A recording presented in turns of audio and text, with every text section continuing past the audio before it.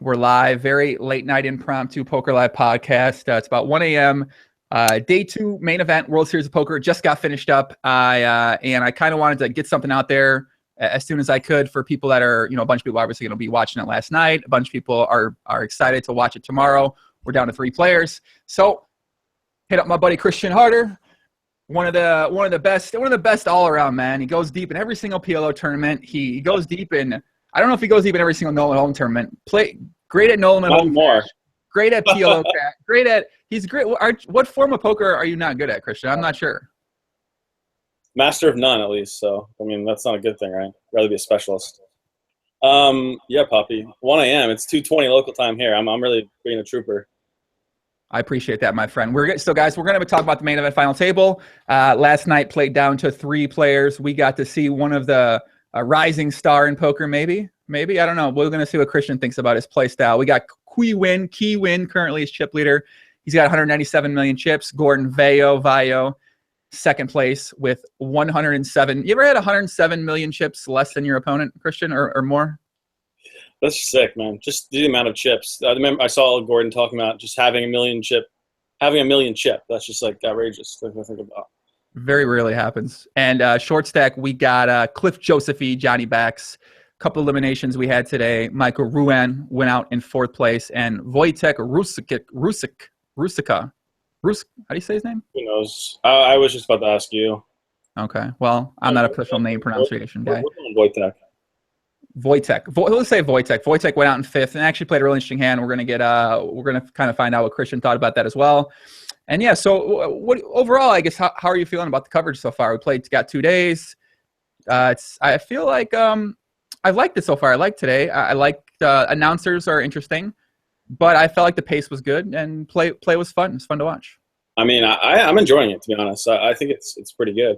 I mean, the pace of play is amazing, and it helps the coverage so much. Like they don't have to fill in with like just nonsense while there's like a 10-minute tank. And yeah, I mean, obviously there could be some improvements on the some of the announcing, but it's a hard thing to do. I mean, they're doing it basically live. I don't think there's really editing, even though it's on delay. So it's not an easy job. I mean, obviously there's things to you can pick out about the coverage. Like Antonio does tilt me sometimes with his like extremely results oriented like comments, but I think overall he's still like a plus overall for all the viewers. Maybe not for me specifically. You know what I mean? No, I definitely know what you mean. I mean, I was kind of watching back, and I was reading something Phil Galfon was putting on Twitter, and he put a bunch of tweets on there. One of the things he says is, I think you can discuss the factors a player is weighing, reasons he might have for each play, and often avoid picking the right play. And I thought that's something that, and I guess, I was talking about this in my Twitch chat, and I guess maybe that's a TV thing where it seems like a lot of things what Antonio says, or a lot of things Phil says, or Daniel says, they always take this like hard stance. For instance, the fold with the call with 6s rather towards the beginning of the match when Queen raised the button with 6s and called 23 big blinds. These guys are like, oh my, it's never one of the worst plays of all. It's like, all right, guys, calm down a little bit. I can't like. And on the opposite side of the spectrum, I saw some good players on Twitter saying it was like the easiest call of all time, and I think it's clearly like somewhere in the middle. Like, yeah, it's probably like a plus chippy V call, but I mean, it's not like you're making like many big blinds with his calling the 23 big blind shove of 6s from like a solid player. Like, yeah, he's shoving probably, loose enough for it to be a call, but I mean, I wouldn't ever blame the guy. I expected him to fold. I don't know if when you were watching, did you? I thought he was going to fold. Yeah, I just watched it back. Well, I thought he folded because I watched it. I saw it on Twitter, everything on Twitter first. So I thought he actually folded, but then I saw he called, and I was like, I mean, it makes sense. Like I can't. I don't think like it's bad, really bad either way.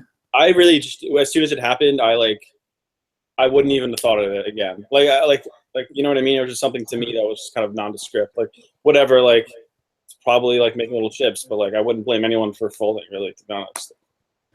So, what do you think about Key Win's play? Obviously, he's got this commanding chip lead. He's making a lot of goddamn moves, man. I'm really enjoying watching him play, and I'm not sure if he's just like got some RFID glasses where he can see the cards. If he's just like, I'm not sure what's happening. I don't know. One of the group chats of it on like WhatsApp, people were saying, "Is he cheating?" Like he had great timing, and honestly, he was great. He's perfect for TV.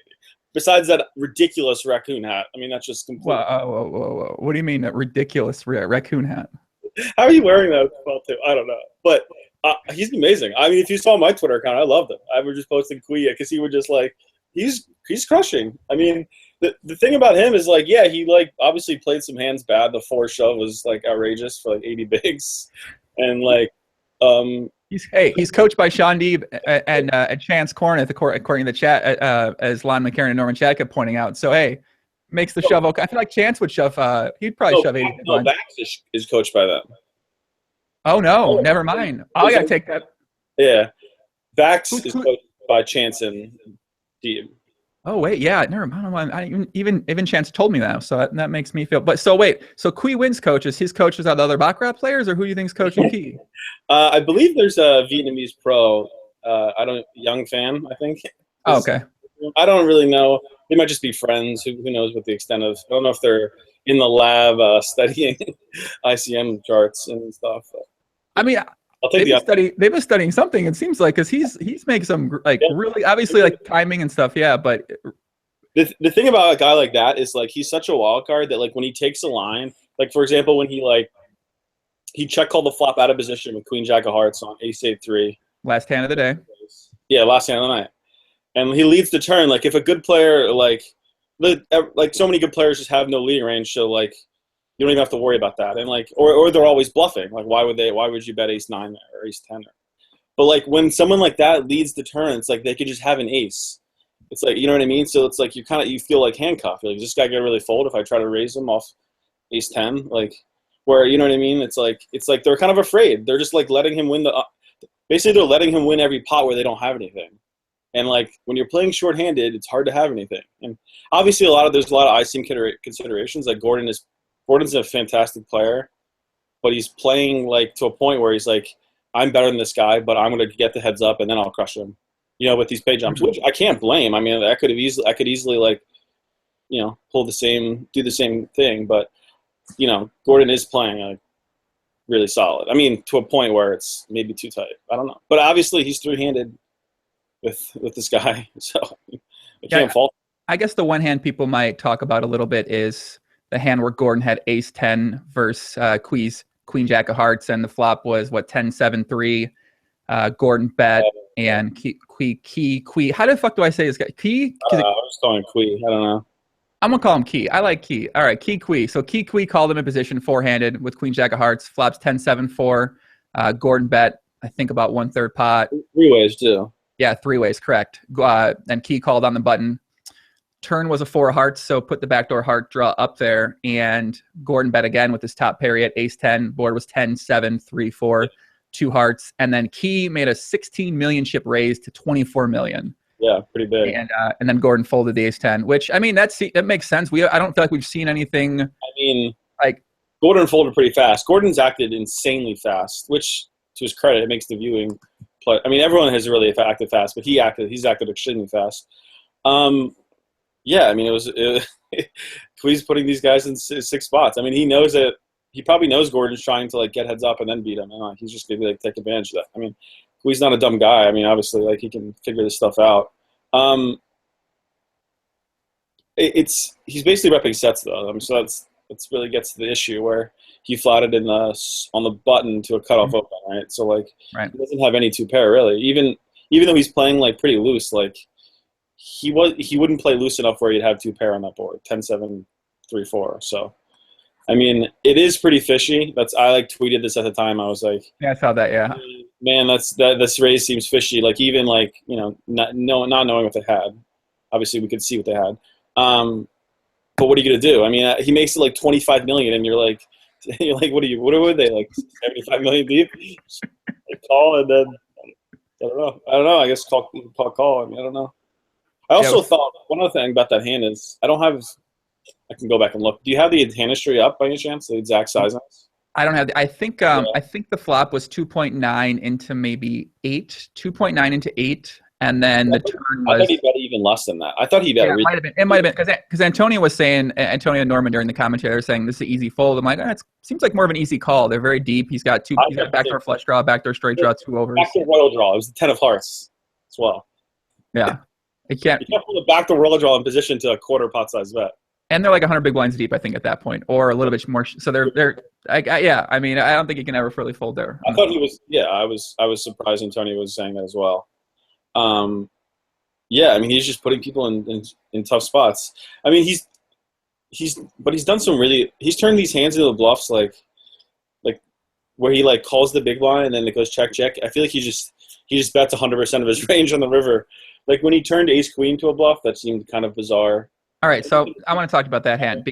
So I was talking about on the stream on this, and like I said, I don't know what he's thinking. I'm not gonna like, okay, maybe he's not thinking all this stuff, but let's say hypothetically he's thinking this. So the board, the hand we're talking about, it's King 8-3, I believe was the flop, and Johnny Backs opened the button, and Quee flatted ace queen offsuit from the big blind 3-handed, flops King 8-3, and check called.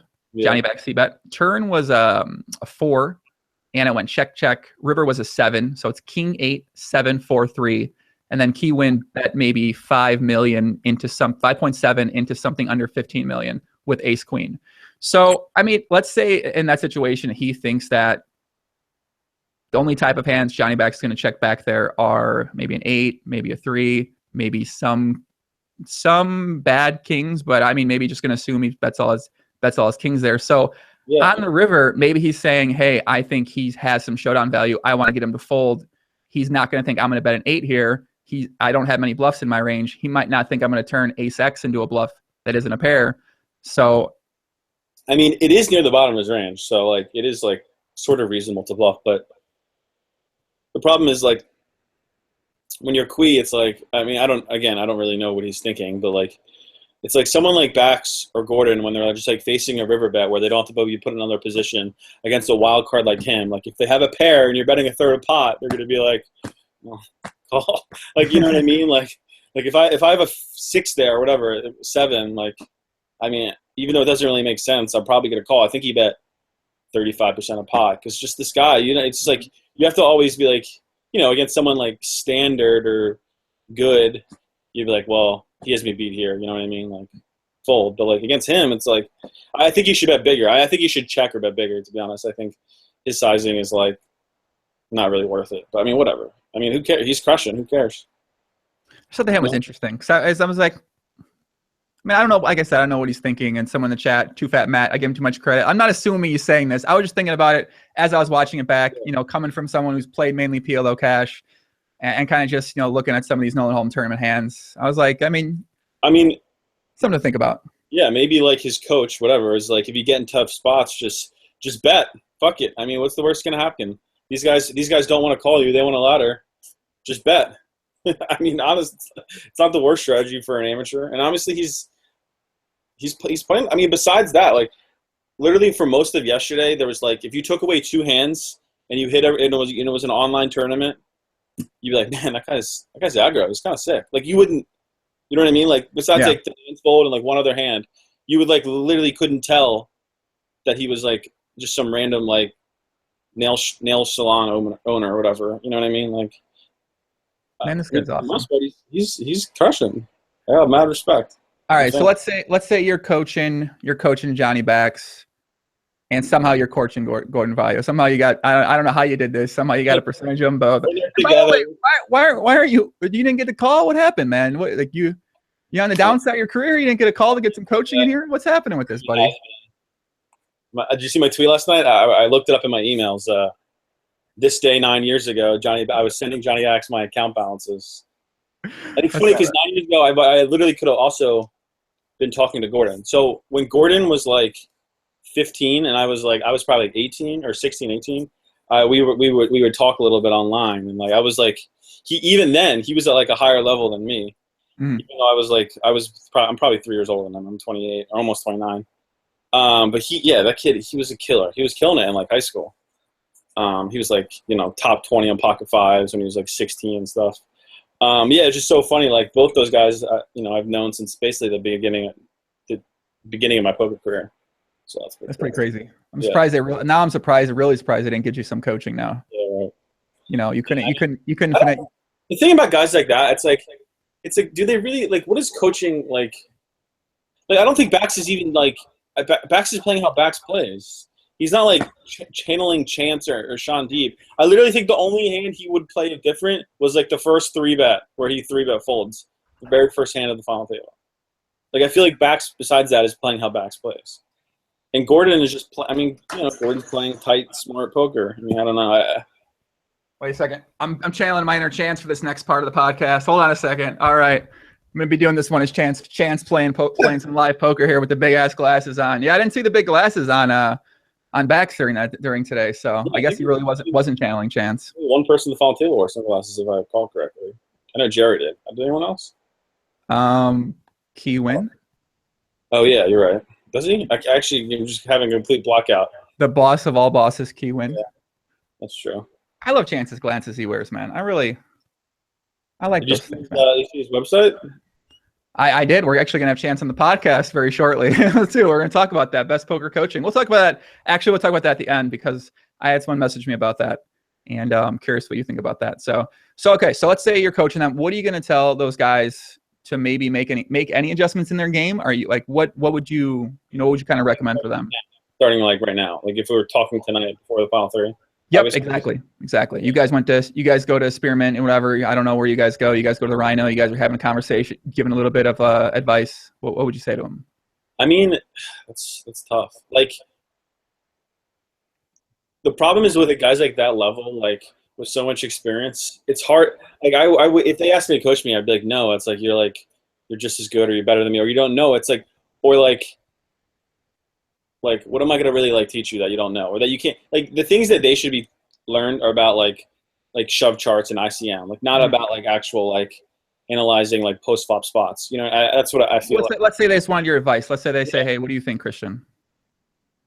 I mean, I would try to. Yeah, I don't know. I have to actually look at stacks again. So what are the? Hold on, let me see. 198 for Key Win. Or 198 million chips, 90 million chips for Gordon. Yeah. 50 million chips for Cliff. Let me look at the payouts. I can see it. You got the payouts? Yeah, so it's 1 point. Man, it's not that big of a jump, really, compared to the jump between second and first. Man, I tell him, fuck it. 8 million for first. Let's go. Let's win.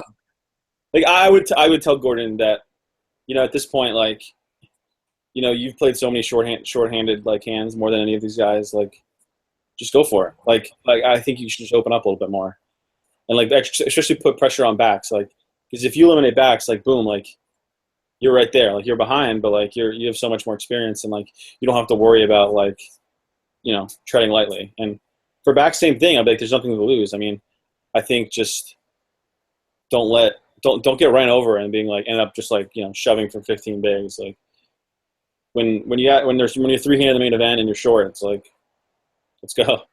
Yeah. I mean, because honestly, what I would do is, go through basically all the hands where you turn all these hands in the bluffs on the river and like, just think about how he's going to approach hands today. I think that'd be the biggest thing to learn is go over those hands because there's a lot to learn even from the day to day where we didn't see any hands on day one really where he like, we never really got to any spots where he had like. Bottom pair on the river and bluff. Like we saw it twice. Well, ace queen high and bottom pair with twos, which is interesting. I didn't really expect him to bluff either of those, and they probably didn't either. That's probably why they folded. I mean, Bax had a bluff catcher the first time. I don't know if you saw that hand where he had fours. Wait, no. Yeah, no, I didn't see that hand. Yeah, no, I'm trying to think. No, I don't think so. Bax raised fours, and actually they go 4 ways to the flop here. This is 4-handed. Bax raised fours. Ruin calls king jack on the button. Gordon calls fives in the small blind. And Quay calls six deuce off in the big blind. Damn it! I didn't see this. Isn't the one I didn't see this one. I heard about this one on Twitter though, but I didn't see it. Another interesting hand. The flop comes 7-7-2, 2 clubs, and it's check the backs who bets really small. Like I think it was 1.2 million big blind, and he bet 2.8 million on the flop. So like. Quarter pot or something, mm-hmm. and then Gordon folds fives. Like I thought that. I mean, I could understand if he bet like half pot maybe to fold, but like to that sizing, he could. I don't see how he can fold fives. But I mean, Gordon was just playing incredibly low variance, so I understand that part at least. But Anyways, Queen calls the bottom pair twos. The turn's an overcard. I don't remember what. Like over, like somewhere between a 7 and a jack. Mm. And or queen. And it goes check, check. And the river's a club. So there were clubs on the flop. And Queen bets the river with twos, and back's just like, it seemed like he was never calling. He quickly folded fours, and it was sick. Again, I was wondering, actually, I thought about the hand for a while, wondering if he should turn his hand into a bluff with a deuce. And again, it's basically on the bottom of your range, but you can win a lot of showdowns. So it's one of those hands. Andrew Stein said 7-7-2 flop, turn, 10 of spades, river, 9 of clubs. Yeah. Yeah, and he just bluffed backs. It's I didn't expect any of these hands to happen, so maybe they did. So I think that, honestly, tonight would be about, picking up on his tendencies. I tweeted about this, and it looked like I was kidding, but I'm dead serious about this. After he wins a big pot, he literally just plays incredibly tight. So three big pots. He open folded 10-9 suited twice, and then he limped with nines after he won 3 big pots. Those are just direct hands he got after. He open folded 10-9 suited on the button twice, and then he got nines and limped the button. I thought it was I think people were saying he doesn't like 10-9 suited. I think it's because all 3 hands he'd won a big pot before and just want to chill out, probably talk to his rail. Unconventional. So what do you think about the commentary in terms of some of the way that they're describing Queen and I? Unconventional, unorthodox, unique. It seemed like, and I saw some people talk about this on Twitter. I think it was Sam Greenwood. Was he tweeting about that? I think Sam said something about that. Yeah, shout out to Sam, by the way. Reverse blockers inventor in my life, Sam Greenwood himself. I didn't really think about it. I didn't really think anything much of it at the time. I mean, I understand where Sam's coming from, and that he's playing just as good as the pros, which I agree with. So you don't need to fucking patronize the guy. But at the same time, he is taking he's open folding 10-9 suited on the button and folding nines and 6-4-4 to a single bet. So there's it's I think it's okay to criticize him in egregious spots. But I do agree that there's spots that are black and white that aren't black and white, that if Bax or Gordon did what Kui did, they wouldn't say anything. But the fact that Kui did it, they just kind of shun it as that's a bet. But that's a lot of what was slightly tilting at Antonio, even though overall I know he's a tough job and he talks well and doesn't stop and comes across well, is that he's so results oriented that if Kui makes a semi-fishy play that's wrong, then it's he gets doubled down to it's, you know what I mean? It's he made a bad fold and he's a fish, so he's that was a terrible play. But if Gordon folded the same hand, he'd be oh, well, I understand why he would fold that type of thing. Yeah, I understand where Sam's coming from. At the same time, it's I don't know. I'd have to think about that some more about how they handled him. But overall, I don't think it was disrespectful. I thought they did fine, for the most part.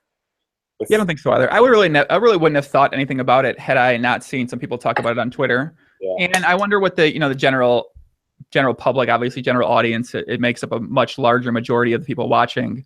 And I feel like words like unconventional or unique, kind of just describe what he's doing, whether it's good or bad is, definitely a debatable thing. And I think it kind of does a good job of telling, non-knowledgeable poker players kind of what's happening and what's going on. And I can definitely understand, though, why some more experienced players and people who, I can understand why some people might take a little bit of offense or might see that as some type of way. I do love the Kara, Phil, and Daniel side. the way Phil and Daniel interact, I think it's hilarious. Me and my roommate were watching the football game and the poker with the football on mute. But then they went to a commercial and we switched to the football game, and then it came back to Daniel. I was no, we need to hear this, because I knew Daniel was just going to make fun of Phil, and it was just going to be amazing, which he did. So I really appreciate that. It's a nice change of pace when there's breaks and stuff.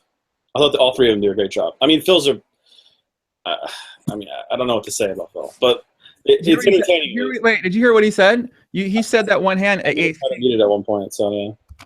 So he said one hand. He said he's been trying this new thing outside of the box. Did you hear what the new outside the box strategy he's been using? He's been 3-betting more from the blinds, in hopes of getting his opponent to fold a hand like 8s or 9s because he's 3-betting so much, and they won't want to play post flop against him because he's 3-betting too much. Too much. Yeah, too much. He's been He's been trying this outside the box strategy of 3-betting too much to get his opponents to fold 8s or 9s. You know, Phil, I played a good amount with Phil. I feel like his commentary is always like fold, white magic, fold, like terrible spew, fold. But he's insane. He plays every hand. Like in live tournaments, he plays more hands than like anyone. Like it's just so funny to like what comes across him. He plays looser than like he's probably the second loosest player on average when I play with him at the table. Like so, it's just funny to like hear him always talk about folding and like getting sick live reads and stuff. But I don't know. Anyways, it's weird. Why would he advocating? I mean, maybe white magic is play a lot of hands on the flop and then don't play a lot of hands in the turn and river. Maybe that's more small ball. Who knows what goes through Phil Honning's head? Do you think Phil's good at poker? Do you think he's a good tournament player? When he's at your table, are you like, man, he's really good. He's one of the good players here. It's entertaining to play with Phil. So like when I play at the World Series, I'm like, all right, at least I'm gonna get my money's worth today in this 1500. I'm not gonna like, you know, it's a fucking show. Even in the 1500 where there's no cameras, it's a show. Like all the amateurs love it. It's like they're like waiting for anything to hear anything he says. But I think he's good against bad players. I think he can manipulate them or he runs them over. Like maybe they think they probably watch the show and think about how he's so tight, and he can run amateurs over and like get what he wants out of them, I guess. So I mean, yeah. Maybe he's like on another level now. He knows that all his Silicon Valley home game friends are watching him on this television talking about tight. And then when he goes and plays in the games, he just fucking crazy and just starts exploiting them in all these spots. I feel like he always tweets he loses though when I read his tweets about lost another 50,000 in the Palo Alto game. I feel like when he tweets about it, he always loses. Okay, you really think Helmut's losing in the Palo Alto game? I don't know. You think it's slam dunk he's winning? There's no chance he's losing in this game. Are you kidding me? I think there's a chance he's losing. No way. No. Some of those guys are probably good. Not good, but good for a cash game in Silicon Valley. Yeah, I hope not. I mean, like, listen, I whatever. Helmut's. You know, he says some things that are maybe a little out of line, but they try as well. To say he might not be winning in the Palo Alto home game, I don't know. I think there's a chance. There's a non-zero chance.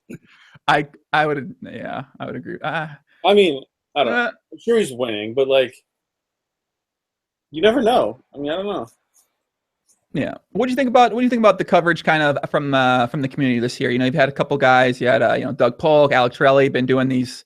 You know, a couple other players we mentioned too. I think mentioned Brandon earlier. We were before we started. You kind of did a little bit. So you have some professionals on Twitter, sort of engaging with the community, giving their thoughts on hands in real time.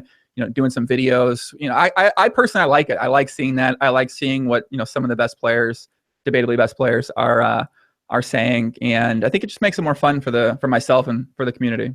I enjoy it. Like it's like the only time of the year. Me and I think a lot of the other guys. I mean, I'm sure Doug talks about other stuff, but like that interacts and actually post about hands as they're happening, and it's fun. I mean, I always enjoy reading because it's like, and also with Doug and Alec and whoever else, they're so like they're so different. Like how Doug's so GTO about everything, about every situation, and like I tweeted about one hand where I was like, I'm like almost positive like that like being exploitive in the spot's better, but like it doesn't matter to Doug. I feel like it's just like in the one spot where it's Gordon has king queen on ace king jack 10, and he's like, I don't understand why you bet there because when you check you never have a queen or something, and I was like, and I tweeted at him. I don't usually like tweet, try to get like a Twitter war with him. I'm not trying to get a Twitter war, but just responding to his tweet. And I said, well, this is the problem. It's like, I think exploitable is the best play there by far because no one ever bets 2-pair on that board. When someone 3-bet pre, bet the flop and then check the turn. No one ever bets 2-pair, and they probably shouldn't, but they never fold it, even if they should. They never fold 2-pair if you bet. So like, why not bet a queen? Like, yeah, who cares if it's exploitable? And like, you have a queen like 80% of the time. No one ever folds 2-pair, and they always check it when you check. So like, yeah, I don't know.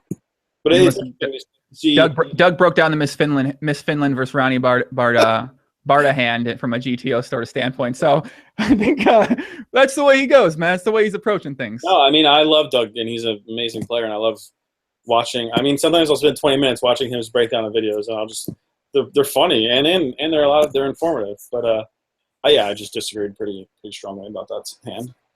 Yeah, I think that's that's kind of a little bit disconnect sometimes between guys like yourself that play. I mean, you play a lot online too, though, but you play a ton of live. You're Mr. fucking Maryland Live, Mr. Ambassador to the fucking poker world and tournaments and cash games, letting everybody on Twitter know what's out there. So you've gotten these spots so much, and you just thought about them so much. And obviously Doug definitely has his approach in terms of coming from mainly online. Obviously he's had some success in tournaments and won a bracelet this summer. I think he just have 2 bracelets now.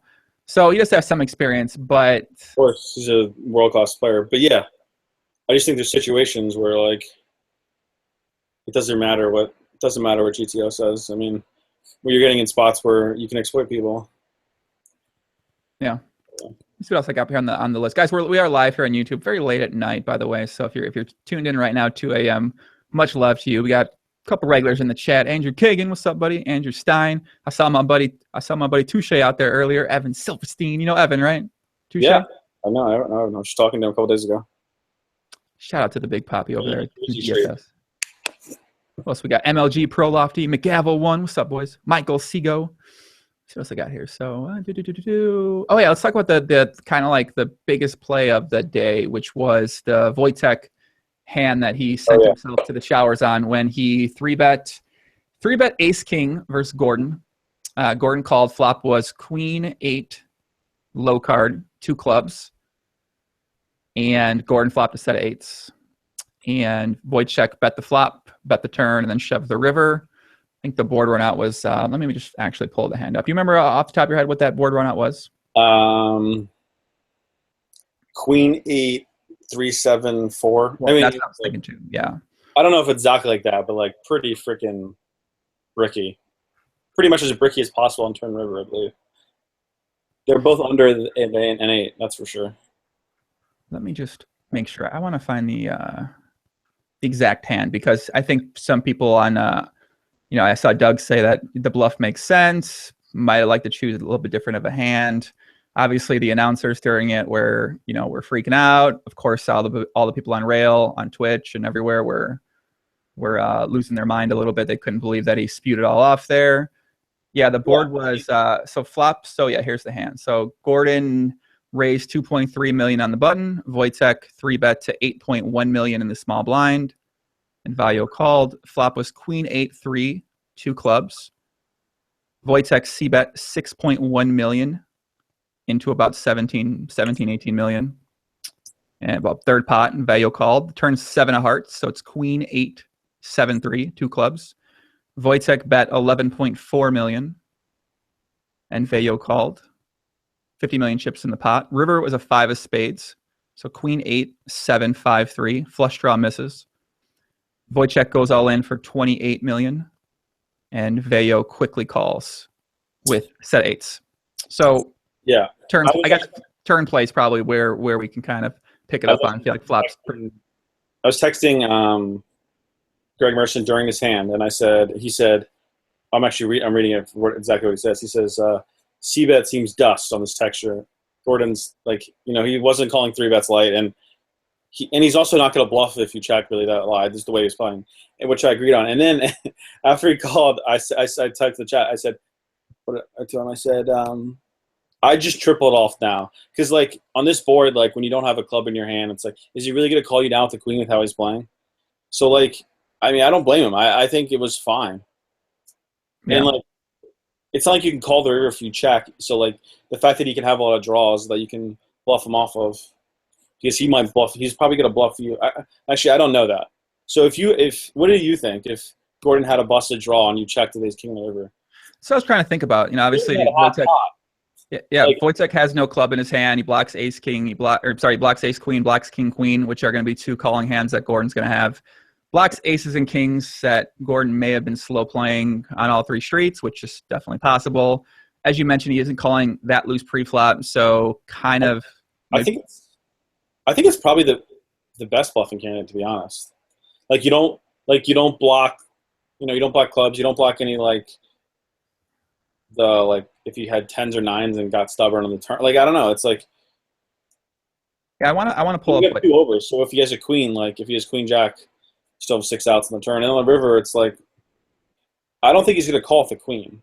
He might call with ace queen, but the fact that you have an ace helps a little bit. But I Mhm. don't think he's really going to call with the queen, and he might even fold the turn with the queen. So you could break it down where like if he folds queen jack on the turn, then like what does he just have sets? I mean, the thing is he's going to have. So what card wasn't a club? It was a queen, right? The eight was not a club. Queen club, three a club, eight a heart, eight a diamonds, I believe. So I mean, in the sevens on the river, is there a seven? Seven was on the river, correct? Yeah. I guess 8, 7 Oh, o'clock. seven on the turn, five on the river.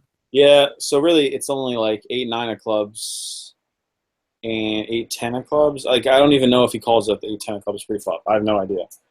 He Yeah, might. I mean, the raise was pretty big. 8.1 million, I guess. I guess that's kind of What was he open to? 2.3 million open, 8.15 million in the small blind. Yeah, that's pretty big. So I actually don't think he calls the 8, 10 of clubs. Yeah, Doug said very reasonable bluff from Wojtek there. Doesn't block any clubs. Does block ace king, ace queen, king queen. Would probably prefer some hands like 10-9 suited. I think it's fine. Like I thought as soon as it happened, he was gonna do it, and like it wouldn't have been the end of the world. Like it sucks, but like sometimes you just run into a set. I mean, especially if you don't think he's calling. I don't think he's calling with threes.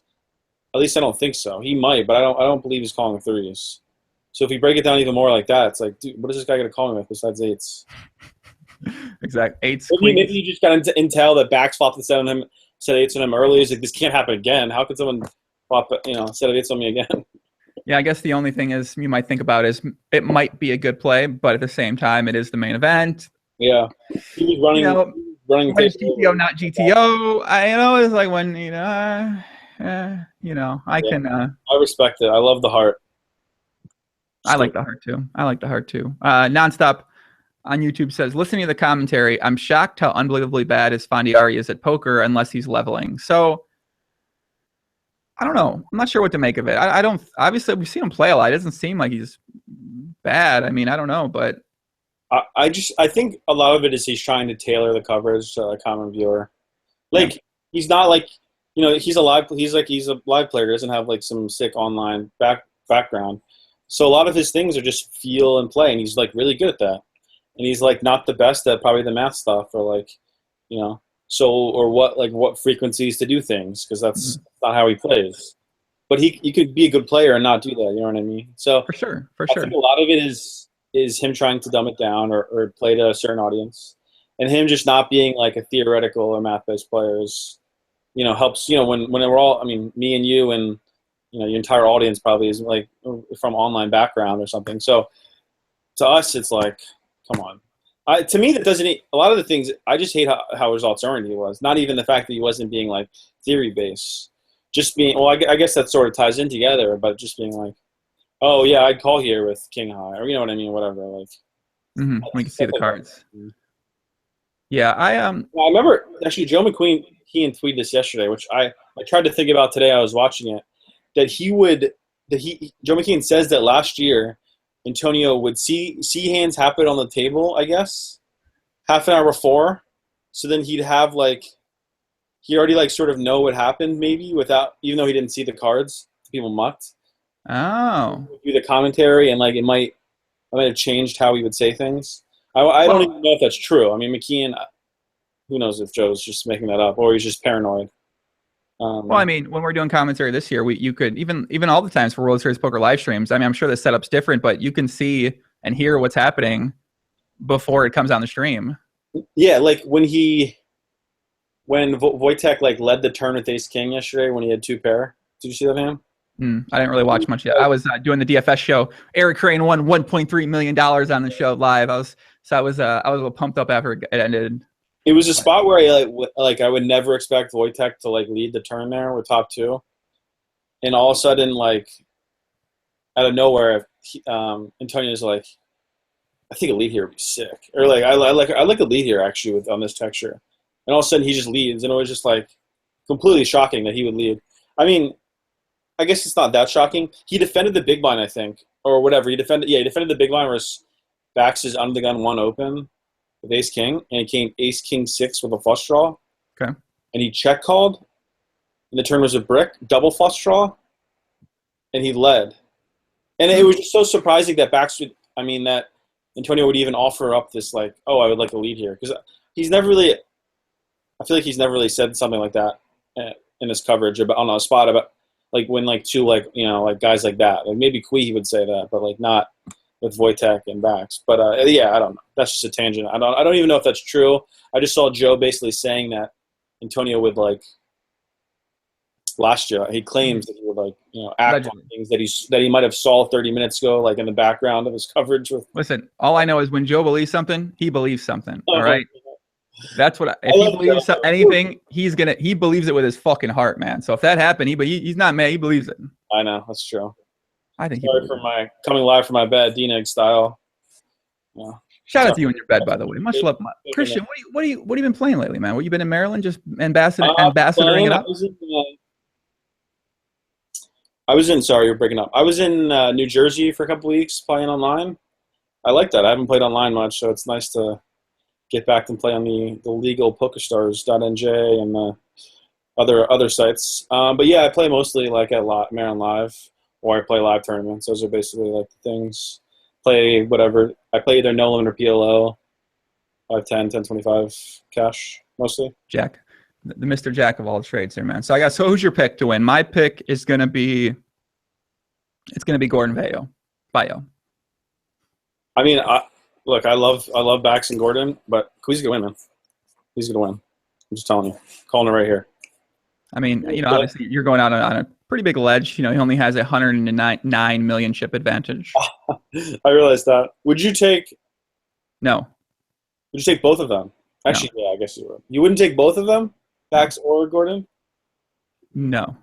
I think I would. It's close though. Sick. He's too sick, man. I don't know. Everyone says it's going to be good for poker. I always think things like that's underrated. Like this it's bad for poker if they win. It's good if they win. I'm like, does it really matter that much? I mean, I don't know. Maybe it does.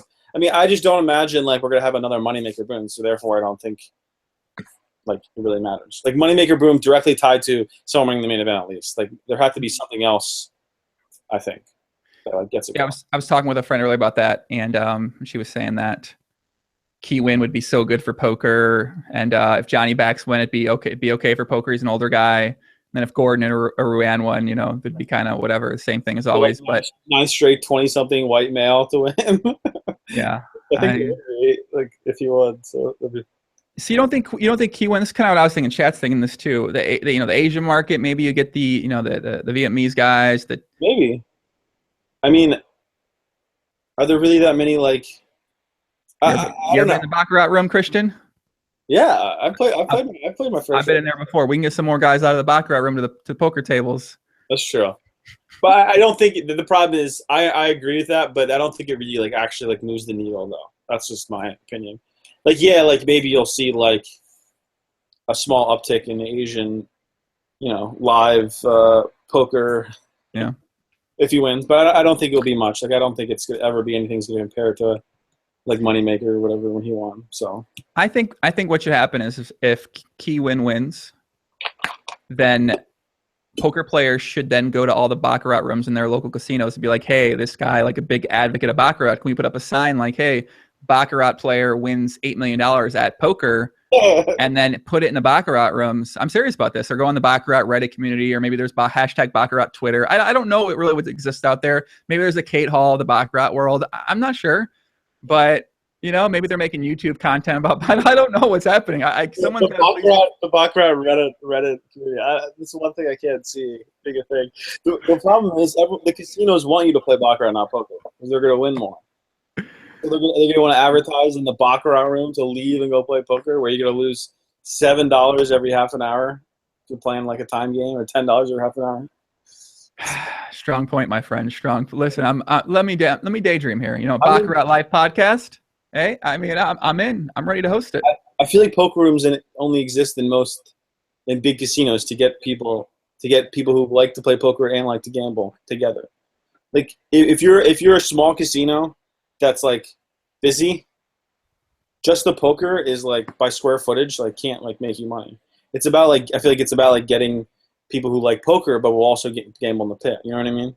Mm-hmm. Like they don't make it. They don't make that much compared to high stakes baccarat. You know what I mean? Has this ever been proven? Like, have we talked to somebody who's actually making decisions for a card room or casino and I have no idea. what their viewpoint is? Because, like, obviously we hear a lot of speculation, and I've talked with some smart people who are more in the know than most poker players are about this kind of thing. But I haven't really I think that's more speculate. I don't know if that's been talked about, proven, or if that's been something that's you get a Poker Life podcast with a gaming. I don't know. Can we get Steve Wynn on the podcast? Who knows? Yeah, I feel like we want to get Steve Wynn on the podcast. I don't know if we can get him or not. So let me take a couple questions, guys, and we're gonna wrap it up here. It's I need to go to the gym. It's 2 a.m. I'm on a reverse world sleep schedule here. So let me check the list. No stream on Twitch. Yeah, I don't know. I'm surprised they don't have a Twitch stream, by the way, but it makes sense. It's ESPN. They want people to tune into ESPN. But there's so many people, like there's so many non-Americans that want to watch this. Like there's got to be watch it on like an app or something though. Like it's all about revenue and marketing and advertising dollars, right? That's like why TV exists. Like for free, basically. I mean, yeah. So I can understand why ESPN doesn't want to give their product away. Obviously, it would be better for the international market or whatever, whoever doesn't have ESPN in the U.S. God knows who you are. Yeah, I'm a little disappointed that I go to the ESPN main page today. I see nothing about World Series of Poker on there at all, and I understand it's football. They want to promote football, but I mean, it's on ESPN too. It's the biggest poker event of the year. Like I want a little bit of love on the main. I want a little bit of love on the main page, but it kind of sucks that I don't know. I don't really know how to track the general American audience in terms of discussion, what people are thinking. But I just wish there was a little bit more. I agree, especially because it's not just like the main event final table. It's like ESPN's broadcasting it too. It's their baby. Exactly. That would be nice. I didn't even think about that. But yeah, I feel like they're just not even like. I mean, I know tomorrow they'll probably do something. It's a Tuesday, so obviously it's a great night to have it. Is the World Series tomorrow, or is that? Yeah, Game 6 is. Fuck. Same time too. Yeah. Yeah, I mean, obviously they got a little bit unlucky with the World Series timing with things now. Obviously Sunday was NFL and World Series. Monday Night Football, which, sure, it definitely has an impact. I mean, yeah, you can't say it doesn't if it's a bad game or whatever. And then Tuesday obviously got unlucky with it being up against the World Series of Poker. I am interested to see the TV viewing, at least compared to the previous years, how it did. I feel like it has a good chance to do well, just on the product. I think it was just better this year, just the speed of play and the players and stuff. And yeah, I really thought it was very easy to consume this year and nice. I felt like today, what was it, 3 hours, 4 hours yesterday, 3-4 hours, very easy to consume. It was pretty fast paced. I watched it back on replay, so I got to fast forward it, and so shout out to me. But yeah, it was super quick. Yeah, and I think tomorrow's going to be good. 3 players. I feel like still a bunch of play left too. It could be it's funny because I feel like it could be over in 2 hours, or it could be 8 hours. I feel like there's a pretty wide range of how long it could take because they're deep. I mean, there's 300 big blinds in play. So they're planning to air it until a winner, correct? I feel like they have to at this point. Yeah, I feel like they're playing to win regardless. That's the unfortunate part because that winner ends up coming down. I mean, who knows? It could be 4 a.m. and 5 a.m. or something like that. So I think when I don't quote me, but I'm pretty sure when Greg won, he won at 6 a.m. Eastern time or something ridiculous. Yeah. I think it did in 2 days back then. I think that's maybe after that they changed it to 3 days. Or maybe it could have been a different year. There was one year where it ended at 8 a.m. Eastern. I'm pretty sure that was the year Greg won. Yeah. Sure. I mean, I wonder what their viewership is at 4:30. They're 6:30 Eastern, 3:30 on the West Coast. Who's watching this? Yeah. It's gonna be exciting. I'm pumped up. I guess the last one we'll talk about your boy. I'm sorry, not your boy, but I don't even know what you're about to say. What do you think I'm gonna say? I have no idea. William Kassouf. Oh, I legitimately had no idea what you were gonna say. My range was pretty wide in terms of what I could have said to you there. I mean, just from I'm a wild card talk. You never know what I would have said to you. But William Kassouf, what's your thoughts, kid? Like him, love him, hate him? I just had a real problem with his time wasting. I understand. I thought it was cool for TV, and and then I just feel like he just wasted time. And then I tweeted a couple things about people like Pads, who I like a lot, of respect, tweeting that he had a decision every time. He's just sick lag. And then I was like, bro, there's like 2 people all in on 9-6-3, and he had king 5 suited. I thought Pads was country trolling there a little bit. I couldn't have been serious when he said that. I was like, is he joking? Like, he knows it's edited right now. I don't know. But there's just like 2 people all. He's just like, I think that just takes it to a point where like, okay, like, all right, maybe he's being a little annoying, but like, we'll allow it. Like, whatever.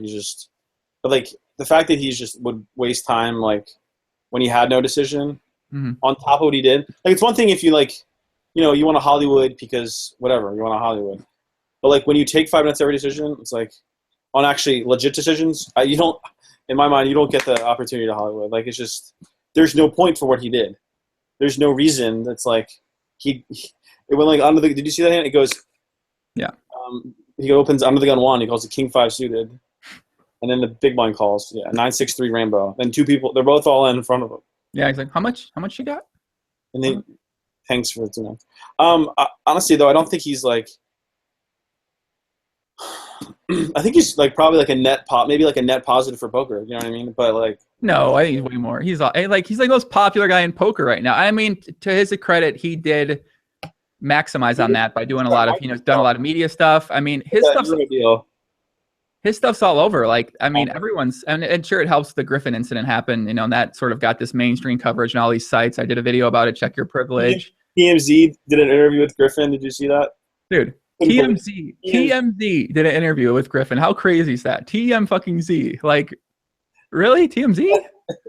I mean, that was amazing TV, though. I mean, I bet the producers were like, this is amazing. This can't be real. In fact, like mid-hand while there's action pending. I don't even not that hand. I don't even know what to think. I think they both act like idiots, I guess. But whatever. I heard it was 18 minutes. William Kassouf was talking for 18 minutes in that hand. 18 minutes?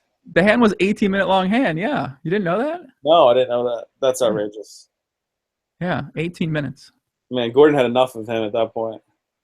Those guys were pissed, man. Like, they were like legitimate, like extremely mad. I mean, I don't know. Like, those guys they've seemed like very well-mannered, nice, non-mad people at the final table. For them to just be that angry, like, yeah, and most of he wasted freaking time. I agree. I mean, I understand.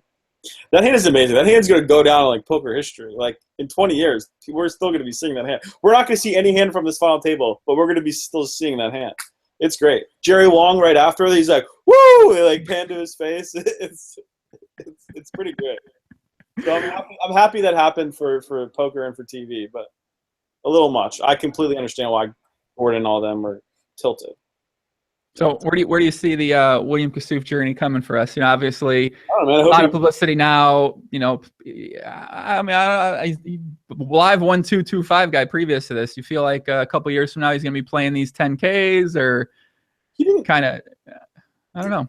I don't know. I sort of hope he wins something, even though I like can't deal with his antics. Like, it'd be pretty funny. Like, he just wins some EPT and like gets sponsored, and maybe he'll be good for poker. Maybe he'll try to be better with his time wasting. I think that we'll see. I don't know. He's got a lot of defenders. He's got a lot of lovers. A lot of fans. I'm rooting for him, man. I mean, he's got every single Brit on his side. He's got pretty much every single European almost on his side that is around where he lives at. Those guys on Facebook are crazily viciously defending. Yeah, they are. First of all, I feel like a lot of them are hating on America, and Griffin is Canadian. No, they are hating on America. They're like, fuck the Americans. Like, Jesus.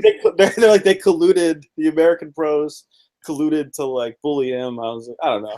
Yeah, it's like everyone got together like in the group chat. It's like, all right, we're gonna really pick on this guy, William Kassouf, here at the final table. It's like, or at the table they were at. And yeah. Oh, Seth, that's a great idea. Can we get a Kickstarter for Kassouf to enter the one drop? and act like that. Tell me has to act 10 minutes every head until I get the clock over.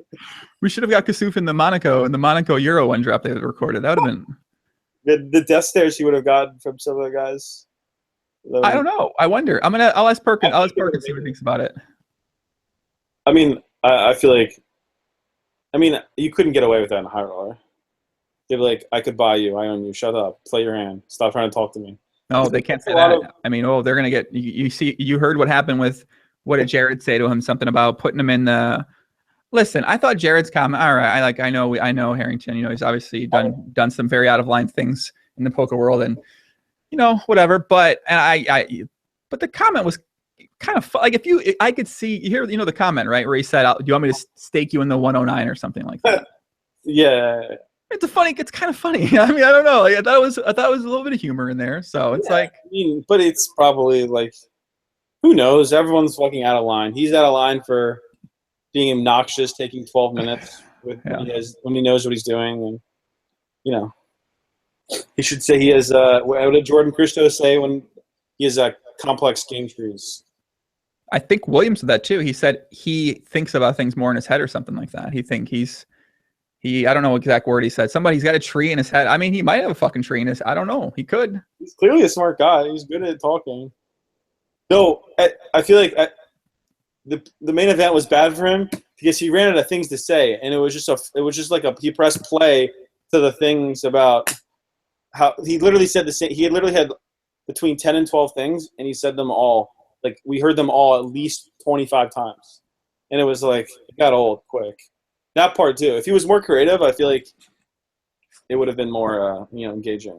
I think he's going to step it up. I think he knows this now. Research, and I think he's allowed what things to say. I could see him just hitting a dictionary site and just looking up, like using a thesaurus to look up all his favorite words. How far to Hollywood? Maybe that turns into time length on a journey to how. I don't know. I feel like he's going to switch up a little bit. Maybe add some, put something in there. Speaking of that high far Hollywood, that just reminded me. Did you see his EPT Malta bust out? Yes, I did. That was amazing. That was amazing. Kings the aces, and he says he's Hollywooding, and he gets the clock on him by the guy with aces. Marvelous. Shout out to Brian Altman, the guy busted him. Yeah, you guys don't know he busted out with Kings versus Aces on a live stream at EPT Malta as well too. So while the guy with aces calls clocking him, which reminds me of Griffin like screaming at him when he has aces. Yeah. Well, all right, let's leave on a final thought here. So tomorrow coverage is going to be back on. I believe it starts at 5 p.m. Eastern on ESPN 1, not ESPN 2. Don't quote me on that time. I'll be back tomorrow as well, or the next day in the morning. Maybe me and Christian will be back tomorrow. We'll do like a little wrap up for the three-handed as well. And yeah, I'm excited. Your pick to win is Key Win, correct? Yeah, going with Kui. It's my Key Win, whatever. Okay. Last salon owner. That's what it says in his bio. Shout out to that salon. My pick is the American Psycho Gordon Vaio. It's gonna be my pick to win. I want to see the Yelp page on his nail salon in Alaska. Can we get a Yelp page on that? Can someone do some research? I want to see he owns a nail salon in Alaska. That's what it said, or he did. 100%. Which also I didn't understand. He's in Vegas. Where did Alaska come from? I got so many questions for him when we get him on the podcast. So yeah, that might be your most listened to podcast. You get Queen Win on. You can't top that Kasuf one. Jesus, that everyone loves that fucking one. All right, guys, we're out of here. Thanks for tuning in live. If you're watching this back on replay, much love. Tomorrow night, 9 p.m. Eastern. Christian, thanks for tuning in. You gonna be tweeting tomorrow during the show? Yeah, I'll tweet. I can come on after too. If it's not too late, we'll see. Okay. It's true. Follow Christian at the Real Charter 30. If you don't know it's him, look for the verified blue account that he somehow got. I don't know what he did. Actually, I know how you can get it. It's pretty easy. But you're a big guy. You're big time. Doing a little bit of this, doing a little bit of that. Okay.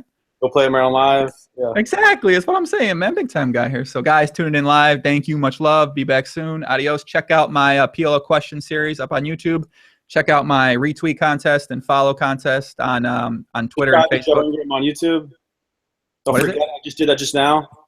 What'd you do? Subscribe to your YouTube channel. I just did that. Yeah, you forgot. I gotta say that. I haven't said that ever. Yeah, subscribe to YouTube channel for more. That's it. I'm out. Peace out. Much love. See you guys later. Ba-bam.